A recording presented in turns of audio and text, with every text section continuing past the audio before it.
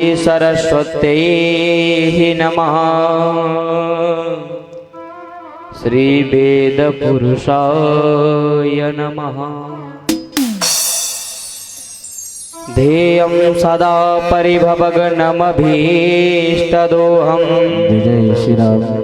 तीर्थास्पदं शिवविरञ्चिनुतं शरण्यम्। हृद्यार्तिहं प्रणतपालभवाब्धिपोतं। वन्दे महापुरुष ते चरणारविन्दम्।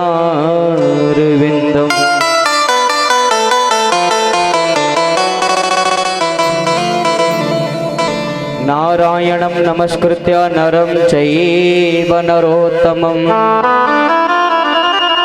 देवीं सरस्वतीं व्यासं ततो जयमुदीरये।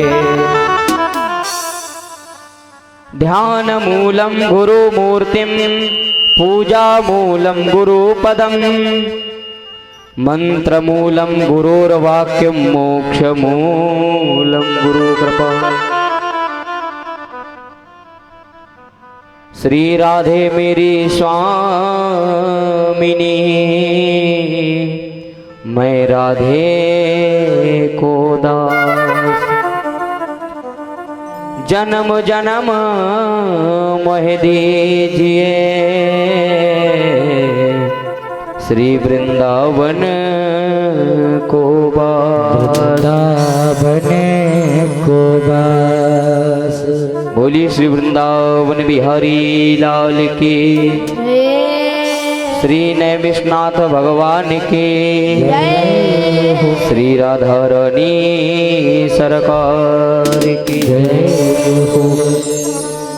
सर्वप्रथम जगद नियंता जगदाधार कर्तुम अकर्तुम अन्यथा कर्तुम सर्वसमर्थ परिपूर्णात्मक परात्पर परब्रह्म अखिलेश्वर सर्वेश्वर आनंद कंद परमानंद सच्चिदानंद स्वरूप आनंद स्वरूप भगवान श्री राघवेंद्र सरकार की बांगमी प्रतिमूर्ति श्री रामचरितमानस को इस दास का बारंबार परिपात तथा प्रेम मूर्ति करुणा मूर्ति ज्ञान मूर्ति प्रातः स्मरणीय पूज्यपाद सदगुरुदेव भगवान को वंदन अभिनंदन प्रतिपात। माता पिता भगवान को प्रणाम करते हुए हमारे वाम भाग में विराजमान अनंत बलवंत परम संत भक्त शिरोमणि श्री हनुमान जी महाराज को प्रणाम। यत्र तत्र जगह जगह निवास करने वाले हमारे अवडरधानी भगवान श्री शंकर चंद्रशेखर को प्रणाम एवं स्थान देवता ग्राम देवता को प्रणाम करते हुए सम्मुख विराजमान हमारे प्राणात्मज परम पूज्य श्री पिता श्री को दंडवत प्रणाम करते हुए हमारे वाम हस्त पर विराजमान समस्त संगीतकार गंधर्वों को मेरा वंदन अभिनंदन और सम्मुख विराजमान हमारे युगल हमारे आराध्य श्री राघवेंद्र सरकार की बांगमी प्रतिमूर्ति श्री रामचरितमानस को श्रवण करने आए हुए समस्त श्रद्धालुजन विद्वज्जन गणमान्यों एवं दूर दूर से आए हुए शुद्रांचलों, आप सभी के हृदय में अपने युगल बिहारी का दर्शन करते हुए आप सभी को वंदन अभिनंदन और आप सभी को मेरा राधे श्याम। श्री हनुमान जी के जन्मोत्सव के उपलक्ष्य में चल रही इस राम कथा के महोत्सव का आज 6म दिवस के प्रथम बेला है। आज 6म दिवस की प्रथम बेला में इस दास के द्वारा कुछ दो शब्दों पुष्प रूपी शब्द रूपी पुष्प भगवान के चरणों में इस दास के लिए दो सेवा है। नित्य हम बताते चले आ रहे हैं और व्यास जी महाराज भी बताते हैं कि राम कथा क्या है, भागवत क्या है, इस संसार क्या है, वो ईश्वर क्या है। बोले भगवान कौन है? बोले भगवान बोले वो तो आनंद स्वरूप है। और संसार क्या है? बोले संसार मिथ्या है। ब्रह्म सत्यम जगत मिथ्या जीवो ब्रह्मेव ना परा। बोले संसार मिथ्या है और भगवान सत्य है। आइए उन्हीं भगवान के चरणों में दो शब्द रूपी पुष्प अर्पित करते हैं।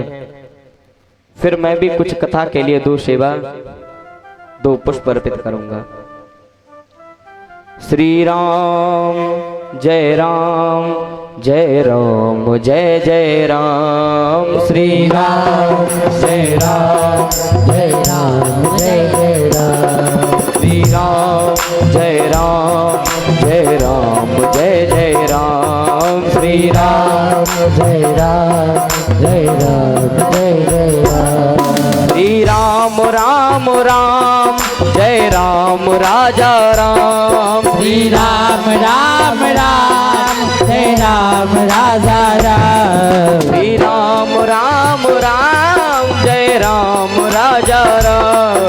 श्री राम राम राम जय राम राजा राम। श्री राम जय राम बजा के जय राम राजा राम। श्री राम जय राम जय राम जय जय राम।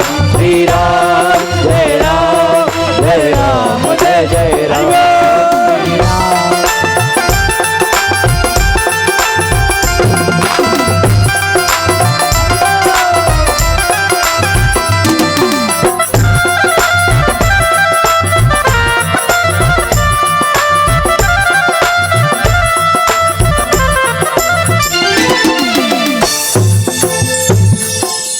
बोलिए श्री राघवेंद्र सरकार की, श्री हनुमान जी महाराज की। आइए समय की सीमा को भी देखते हुए कुछ सेवा करते हैं। बोलिए ये भागवत क्या है, राम कथा क्या है। कल की शाम की बेला में मैं एक निवेदन कर रहा था कि ये जो कथा है ना, ये देवताओं के लिए भी दुर्लभ है। ये देवताओं को भी दुर्लभ कथा है। बोले कैसे, थोड़ी वैल्यू बढ़ा दो। देवताओं के लिए भी दुर्लभ है। सुखदेव भगवान जब इस कथा को परीक्षित को श्रवण करा रहे थे तो देवता आए तो उनको भगा दिया। ये देवताओं के लिए सुलभ नहीं है। ये कथा मृत्युलोक के अलावा न स्वर्ग में है न बैकुंठ में है। तीनों लोकों में अगर एक कथा कहीं है तो बोले कहां है, बोले मृत्युलोक में। केवल मृत्युलोक में ही है कथा। और इस कथा के अंतर्गत अनन्य ऐसी विभूतियां, ऐसे विमलात्मा संत आए हैं जिन्होंने इस कथा का रसास्वादन बड़े ही दिव्य शब्दों में कराया। हमारी कथा ये नहीं देखते कि हमारा गुरु कितना बड़ा है। हमारी ये सनातन की कथा, हमारी ये भागवत कथा, हमारी ये राम कथा ये उम्र नहीं देखती। उम्र देखती तो हमारे सुखदेव जी महाराज 16 वर्ष के थे, हमारे सूत जी महाराज भी 16 वर्ष के ही थे। और इस कथा का जिसने रसास्वादन कराया है, जितने भी इस कथा के वक्ता हुए हैं, किसी की उम्र नहीं देखी गई। गोकर्ण जी की भी ज्यादा उम्र नहीं थी। कपिल भगवान तो अपनी मां को ही कथा का श्रवण कराते हैं। ये कथा है, हम किसी के द्वारा भी प्राप्त कर सकते हैं। अगर हमको ये सुलभ हो रही है किसी के द्वारा, चाहे वो हमारा पुत्र हो, चाहे वो हमारा पिता हो, चाहे वो हमारा भ्राता हो, चाहे वो हमारा भैया हमसे छोटा ही क्यों ना हो, लेकिन अगर कथा प्राप्त करा रहा है ना तो हमारा जीवन धन्य हो रहा है। हम बड़ भागी हैं जो कथा प्राप्त हो रही है। हम बड़ भागी हैं क्योंकि जन्मांतरे भवेद पुण्यम तदा भागवतम लभेत। जब जन्म जन्मांतर के पुण्योदय होते हैं तब कथा मिलती है। इस कथा का सही तत्व, ईश्वर का तत्व, संतों का तत्व अगर किसी ने समझाया है तो बोले किसने, बोले कपिल भगवान ने। अच्छा ऐसे कैसे हुआ कि एक पुत्र ने अपनी मां को कथा सुनाई, एक पुत्र ने अपनी मां को भगवान की चर्चाओं का रसास्वादन कराया, एक पुत्र ने अपनी मां को तत्व का बोध कराया, एक पुत्र ने अपनी मां को ब्रह्म का बोध कराया। ये कैसे संभव हुआ? बोले हमारे ऋषियों में एक करदम मुनि थे। करदम मुनि, मनु महाराज की 3 बेटियां थीं, आकुति, प्रसूति, देवहूति। मनु महाराज ने देवहूति का विवाह किसके साथ किया? बोले करदम मुनि के साथ। पहले तो करदम मुनि विवाह करने के लिए प्रसन्न नहीं हुए, विवाह करने का उनका बिल्कुल मन ही नहीं था। जब सारे ऋषियों ने कहा, समस्त ऋषियों ने कहा कि हे मुनि महाराज, आपके ही घर में तो हमारे आराध्य भगवान जन्म लेने वाले हैं, आप विवाह नहीं करेंगे तो भगवान का प्राप्त कैसे होगा। जब संतों की ये विनम्रता देखी, संतों की ये कारुणिकता जब हमारे कर्दम मुनि ने देखी, कि संत होता है ना, उसके हृदय बहुत जल्दी पिघल जाता है। संत दूसरे को दुख को देखकर बहुत जल्दी द्रवित हो जाते हैं। तो संत ने जब समस्त देवताओं और संतों की कारुणिकता को देखा कि ब्रह्म का बोध कराने वाला, बोले तत्व की जानकारी को देने वाला, तत्व का जन संचार करने वाले कपिल भगवान अगर आपके यहाँ नहीं आएंगे तो ये संसार तत्व से विहीन रह जाएगा, ब्रह्म के बोध से विहीन रह जाएगा। जब ऐसी कारुणिकता हमारे कर्दम मुनि महाराज ने देखी तो उन्होंने विवाह करने का संकल्प कर लिया। और जब विवाह करने के लिए हां कर दी तो एक शर्त रखते हैं कि पहला पुत्र होते ही, पहली संतान होते ही मैं वानप्रस्थ ले लूंगा, गृहस्थ को त्याग दूंगा। कर्दम मुनि महाराज का विवाह देवहूति के साथ हो गया। देवहूति मैया जब कर्दम मुनि की कुटी पर आती हैं तो क्या देखती हैं कुटिया पर कि कुटिया के अंदर आश्रम पर कहीं मधुमक्खी के बड़े बड़े छत्ते लगे हैं, भूमि पर सर्प की बिल है, कहीं सिंह घूम रहा है, कहीं गाय घूम रही हैं। लेकिन एक संत का हृदय देखो, एक संत की महिमा देखो कि संत के क्षेत्र में, हम कहते नहीं है कि संतन के संग लाग रे तेरी अच्छी बनेगी, है ना। तो एक संत के यहाँ का भाव देखिए कि गाय और सिंह एक साथ खड़े होकर एक तट पर जल पीते हैं, लेकिन कोई किसी की हिंसक नहीं बनता, कोई किसी का हिंसक नहीं है। और इतने कष्ट, अब जिस देखो मनु महाराज की बेटी कोई साधारण बेटी है, मनु महाराज की कोई साधारण बेटी नहीं है। और उसको इतने कष्ट हो आश्रम में, कुटिया में, तो वो कैसे रह पाएगी। लेकिन नहीं, हमारे भारत की नारियों का ये आदर्श नहीं है कि वो सुख देखें तभी अपने स्वामी के घर में जाएंगी, स्वामी के घर में सुख है तो रहेंगी वरना नहीं चली जाएंगी। ये हमारे भारत की माताओं का आदर्श नहीं था। कर्दम मुनि विवाह कर आए।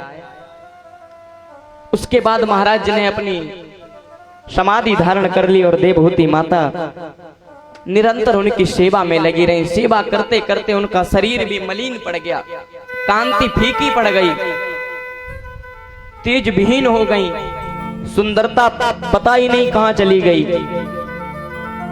जब कर्दम मुनि की समाधि खुली तो उन्होंने देखा और देवहूति से अत्यंत प्रसन्न होकर कहते हैं, देवहूति तुम चाहती तो अपने मायके भी जा सकती थी, लेकिन नहीं, तुम मेरी सेवा करती रही, तुमने अपने शरीर का ध्यान नहीं दिया, तुमने इस प्रकार सेवा की जैसे एक शिष्य अपने गुरु की सेवा नहीं कर पाता। देवहूति कहते हैं कि प्रभु, एक काया, एक शरीर, एक काम में भी तभी आएगा जब तक आप हैं, और आपको छोड़कर ये शरीर व्यर्थ है। कहती है कि जैसे इस शरीर से एक आत्मा अपने अंदर जो वास करती है, जो प्रकाश चैतन्य स्वरूप रहता है, वो अगर निकल जाए तो ये शरीर मिथ्या है, शरीर में कुछ नहीं रह जाएगा। उसी प्रकार एक स्त्री के जीवन में अगर उसका पति नहीं है तो कुछ नहीं रह जाता। और देवहूति माता कहती है कि गुरु रग्निर्द्विजाति नाम वर्णा नाम ब्राह्मणो गुरु, पति रेको गुरु सुई नाम सर्वस्या व्यागतो गुरु, पति रेको गुरु सुई नाम। स्त्री का एकमात्र गुरु उसका पति है, स्त्रियों का गुरु केवल उसका पति है। तो मैं आपकी सेवा करके और कहां जाती, सेवा ना करती तो क्या करती मैं। कर्दम मुनि बड़े प्रसन्न हो गए। तुरंत ही कर्दम मुनि ने एक विमान प्रकट किया, अपने हाथ पर जल रखकर एक मन से एक विमान प्रकट किया। बोले ऐसा विमान जो आज के साइंटिस्ट जीवन पर्यंत दिमाग लगाते रहे लेकिन कभी बना नहीं पाएंगे। बोले कैसा? जिधर हमारे मन की गति होती है उधर ही चलने वाला वो विमान बनाया। विमान में बैठने के लिए माता देवहूति संकोच करने लगी कि इतना मलिन शरीर, इतने मलिन शरीर को लेकर मैं इस सुंदर सुवर्णमय विमान में कैसे बैठ सकती हूं। करदम महाराज देवहूति के मन को समझ गए। तुरंत ही करदम महाराज ने, करदम मुनि ने एक जल से फिर से एक बार जल से संकल्प किया और 1000 दास दासियां प्रकट हो गईं। विमान में बैठकर बड़े सुंदर विहार करने गए। एक सरोवर पर स्नान किया, विहार किया। जीवन को जीने के बाद, संसर्ग करने के बाद जब अपने जीवन को आगे बढ़ाने लगे, निरंतर चलने लगे, तब उन्हीं करदम मुनि के 9 कन्याएं हुई। कितनी कन्याएं हुई? 9 कन्याएं। विहार करते रहे, ध्यान ही नहीं दिया, 9 कन्याएं हो गई। तो करदम मुनि कहते हैं कि अब तो मैं चला जाऊंगा, मैंने पहले ही कहा था कि पहली संतान होते ही वानप्रस्थ ले लूंगा। तो माता देवहूति कहते हैं स्वामी, कन्याएं तो अपने घर चली जाएंगी विवाह करके, फिर मेरा बुढ़ापे पर कौन सहारा बनेगा। और तभी करदम महाराज को याद आता है कि अरे मेरे घर में तो स्वयं मेरे ठाकुर जी आने वाले हैं, तो मैं कैसे जा सकता हूं। करदम मुनि मानो हमको ये शिक्षा देना चाहते हैं। अच्छा, करदम मुनि के पास कोई कष्ट है? इतने बड़े दिव्य संत भगवान जिनके पुत्र रूप में आए, नवदा भक्तियों के जैसे जिनकी 9 कन्याएं हैं, मनु महाराज जिनके ससुर हैं, देवहूति माता जैसी जिनकी पत्नी है, उनको कोई कष्ट नहीं है, फिर भी वो मानो ये संदेश देना चाहते हैं कि हमारे पास सब कुछ वैभव हो जाए, हमारे पास सब कुछ ऐश्वर्य हो जाए, फिर भी हमको भगवान का भजन कभी छोड़ना नहीं चाहिए, हमको संसार में इतना व्यस्त नहीं होना चाहिए। आजकल हम सोचते हैं कि हमारे पास 4 पैसा हो गया तो हम कैसे भजन कर पाएं, हम उसको ही संभालने में लगे हुए हैं। दुख में सुमिरन सब करें, सुख में करे न कोई, जो बिरंच सुख में करे तो दुख काहे को हो। तो करदम मुनि मानो ये कहना चाहते हैं कि सब कुछ सुख, वैभव, यश, धन, उम्र, आयु सब कुछ होने के बाद भी हमको भगवान का भजन कभी नहीं छोड़ना चाहिए। और ये जो 9 कन्याएं हैं ना, इन नवदा भक्ति के रूप में, 9 भक्तियों के रूप में प्रकट हो गई। और ऐसी वैसी कन्याएं नहीं, बोले अरुंधति जैसी महान कन्याएं। बोले कौन कौन सी कन्याएं? कला, अनसुईया, श्रद्धा, हबिरबू, गति, क्रिया, ख्याति, अरुंधति, शांति, ऐसी दिव्य दिव्य 9 कन्याएं। और दिव्य दिव्य जिनके दामाद हुए। कला का विवाह महाराज मरीचि के साथ में हुआ, अनसुईया का विवाह अत्रि महाराज के साथ में हुआ। ऐसे करके 9 कन्याओं का विवाह हुआ। और आज हमारे करदम मुनि के घर में ठाकुर जी का आगमन हुआ, कपिल भगवान का। बोलो कपिल भगवान की। जब कपिल भगवान का आगमन हुआ तो मनु महाराज, करदम महाराज अपने वचन को याद करते हो, कहते हैं कि मैंने कहा था कि एक पुत्र होते ही वानप्रस्थ ले लूंगा, अब मैं नहीं रुकने वाला, अब मैं वानप्रस्थ लेके ही रहूंगा। और करदम मुनि सब कुछ छोड़कर चले गए। धीरे धीरे कपिल भगवान बड़े होने लगे। वो भगवान का तेज, वो भगवान का दिव्य स्वरूप। एक दिन माता देवहूति को भगवान के दिव्य स्वरूप का आभास हुआ। बोले कैसा भगवान का स्वरूप? बोलो करोड़ों करोड़ों सूर्यों को सूचित करने वाला भगवान का किरीट मुकुट, भगवान की सुंदर सुमनोहर नासिका, भगवान के गोल गोल कपोल, भगवान के सुमधुर अधर, वो अधर जिन अधर का रसपान करने के लिए गोपांगनाएं जन्म जन्मांतर तक तपस्या करती हैं, वो अधर जिन अधर रस की लालिमा को देखकर आर्य समाज की आर्य ललनाएं अपने समाज की मर्यादा से अमर्यादित हो जाएं, बाहर हो जाएं, वो भगवान के सुमधुर अधर। और बोले भगवान के कर्णों में पड़े हुए स्वर्ण के कुंडल, भगवान के गर्दन में पड़ी हुई हीरे की पचलड़ी, सोने की पचलड़ी, कमलगाक्ष कमलाक्ष की माला, कमल गट्टे की माला, पुष्पों की माला, तुलसी की माला, और बोले भगवान के बाम कंधे पर पड़ा हुआ सुवर्णमयी यज्ञोपवीत, उस यज्ञोपवीत के ऊपर पड़ा हुआ भगवान का तड़िक विनंदित पीतांबर, और भगवान के कमर में कसा हुआ पटका, उस पटके में फंसी हुई बंसी, उस पटके के नीचे बंधा हुआ भगवान की करधनी, जिस करधनी के मोतियों से सामवेद के मंत्र प्रवाहित हो रहे हैं। और बोले भगवान के दिव्य चरणारविंद, बोले कैसे चरणारविंद, बोले ऐसे चरणारविंद जिन चरणारविंद का आश्रय लेने के लिए, दर्शन मात्र के लिए बड़े बड़े यमलात्मा, विमलात्मा, जीवात्मा, देवात्मा जन्म जन्मांतर तक तपस्या करते हैं। वो भगवान के सुंदर सुंदर पद कमल, चरण कमल, ऐसे पद कमलों का, ऐसे भगवान के दिव्य स्वरूप का जब देवहूति माता को आभास हुआ, एक दिन सुबह उन्होंने उठकर भगवान कपिल महाराज को स्नान कराया और ऊपर बिठा दिया। देखो उल्टी गंगा बहने लगी, पुत्र को ऊपर बिठाया और मां नीचे बैठी है और पुत्र को प्रणाम करके उनसे प्रश्न करती है। महाराज कपिल से देवहूति माता कहती हैं कि मैं जानती हूं आप भगवान हैं और मेरे पास सब कुछ सुख है, सब कुछ है, मैंने सारी भक्ति भी करती रहती हूं, लेकिन मेरे मन को शांति नहीं है। सब कुछ है मेरे पास, लेकिन मेरे मन को शांति क्यों नहीं है। कपिल भगवान कहते हैं, मां आपने एक संसार के हित के लिए ही बात पूछी है। जो आने वाला कलयुग है उसमें किसी का मन भगवान की तरफ लगेगा ही नहीं, मन की शांति मिलेगी ही नहीं। इस कलयुग में जिससे पूछ लो टेंशन तुम्हें नहीं है क्या, तो वो कह देगा मुझे तो सबसे ज्यादा टेंशन है। हर व्यक्ति कलयुग में डिप्रेशन में जा रहा है, मन की शांति कहीं मिल ही नहीं रही। कपिल भगवान कहते हैं कि मां ये मन है ना, ये भगवान की तरफ इतनी जल्दी मुड़ता नहीं है। बोले पहले इसको संतों का आश्रय देना चाहिए।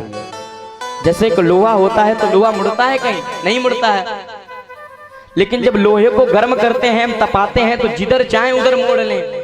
तो ऐसे ये मन एक लोहे के भांति है, इसको हम जब तपाएंगे, बोले किस में तपाएंगे, बोले संतों के सानिध्य में तपाएंगे, अपनी तपस्या के प्रभाव से तपाएंगे, साधना के तप से जब इसको तपाएंगे तब ये भगवान के चरण में लग जाएगा। पहले इसको संतों के चरणों में लगाओ, संतों का आश्रय दो इसको। और बोले संत कैसे, बोले संतों के लक्षण क्या होते हैं, बोले तितिक्षवा कारुणिका सुहृदा सर्वदेहिना। तितिक्षवा कारुणिका सुहृदा सर्वदेहिना। संतों को तितिक्षु होना चाहिए, सहज होना चाहिए, कारुणिका मतलब करुण होना चाहिए। हम जिनकी राम कथा का रसपान कर रहे हैं ना, रामचरितमानस का, वही हमारे गोस्वामी तुलसीदास जी हमको एक शिक्षा देकर गए कि देखो संतों का हृदय कैसा होता है। एक दिन महाराज गोस्वामी तुलसीदास की बड़ी ख्याति फैल चुकी थी इस भारतवर्ष में कि रामचरितमानस का जिसने रचना की है रामचरितमानस की, वो उनकी ख्याति फैली थी भारत में। लेकिन उस समय फोन तो चलते नहीं थे जो फोटो अपलोड कर दी फेसबुक पर कि देखो ये मैंने रामचरितमानस लिखी है। तो चेहरे से कोई गोस्वामी जी को नहीं पहचानता था, लेकिन नाम से हर कोई परिचित था गोस्वामी जी के। तो एक दिन हमारे गोस्वामी जी महाराज श्रीधाम वृंदावन गए नाभादास जी के पास, नाभाग जी के पास, जिन्होंने भक्तमाल की रचना की है। तो हमारे गोस्वामी जी को पहुंचने में कुछ विलंब हो गया, तो नाभाग महाराज का भंडारा चल रहा था, अन्य क्षेत्र की सेवा चल रही थी। और जब हम कहीं विलंब में पहुंचते हैं तो ऐसा ही होता है, कहीं कुछ मिला कुछ नहीं मिला। तो गोस्वामी जी जिधर संतों के जूते चप्पल पड़े थे, खड़ाऊ पड़े थे, उधर को बैठ गए और इनको दोना नहीं मिल पाया, केवल मात्र पत्तल मिली। अब जब खीर देने वाला आया, एक संत आया खीर का प्रसाद लेकर, महाराज से कहता है महाराज तस्मई। खीर का प्रसाद लिया तो देखा तो दोना ही नहीं है।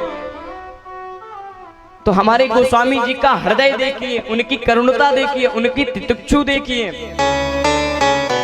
उनके संतों के प्रति प्रेम देखिए। उन्होंने तुरंत एक संत का जूता उठाया और बोले इसमें खीर दे दो महाराज। अब वो संत हल्ला मचाने लगा। उसने कहा